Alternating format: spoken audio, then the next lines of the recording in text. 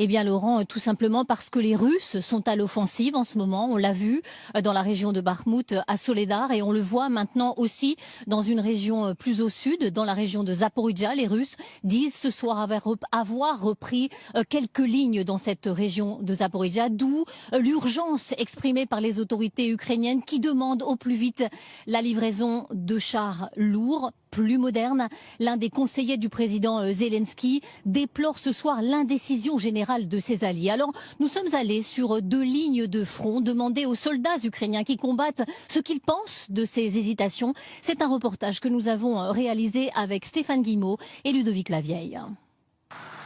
Des chars datant de l'époque soviétique conçus dans les années 70.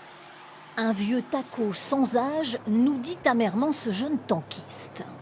Il fulmine contre l'Allemagne. Ce pays hésite à autoriser l'Europe à livrer à l'Ukraine les fameux Léopards, ces chars d'assaut modernes de conception germanique. Les tanks américains Abraham ou les Léopards allemands ont un équipement de pointe. Et surtout, ils protègent mieux avec un blindage efficace. C'est important pour que je reste en vie, comme tous mes frères d'armes tankistes. Cette unité a perdu 8 chars d'assaut dans les récents combats contre les Russes et plusieurs équipages. Le commandant ne donne pas le nombre de soldats tués. Mais il est convaincu qu'avec des chars de nouvelle génération, il y aurait moins de pertes humaines. Convaincu aussi qu'avec ses canons aux commandes rudimentaires, il ne gagnera jamais la guerre. Dans les chars modernes, l'informatique remplace ces vieilles mécaniques. Puissance de feu, cadence, munitions, mobilité, vitesse, tout y est plus performant. La seule chose un peu précise que l'on a est un système pour évaluer au laser la distance entre nous et la cible. Tout le reste date des années 70. Rien n'a changé. Ces chars permettent aux Ukrainiens de garder leur position, mais ils ne suffisent pas pour lancer des offensives définitives. Plus au sud, sur le front de Bakhmout, c'est la même amertume. Ces dronistes combattent sur la bataille la plus violente. Aujourd'hui, dans cette guerre, nous les suivons dans cet abri.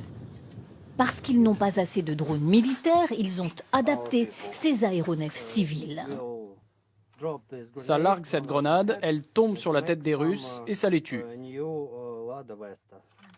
Ils se débrouillent avec les moyens qu'ils ont, mais le temps joue contre eux. Plus vite on aura des chars, plus vite on repoussera la ligne de front vers la frontière russe, plus vite on en finira et nous vaincrons. Leurs ennemis sont à moins de 2 kilomètres. Ces drones qui permettent de tuer à distance sont un cauchemar pour les Russes. Ces images en témoignent. Mais selon les autorités ukrainiennes, sans armement moderne, pas de supériorité militaire possible. L'autre déconvenu pour ces soldats, c'est la météo. Il fait froid sur ce front, mais moins que prévu. Or, les Ukrainiens comptaient sur une longue période de gel avec des sols très durs pour lancer des offensives.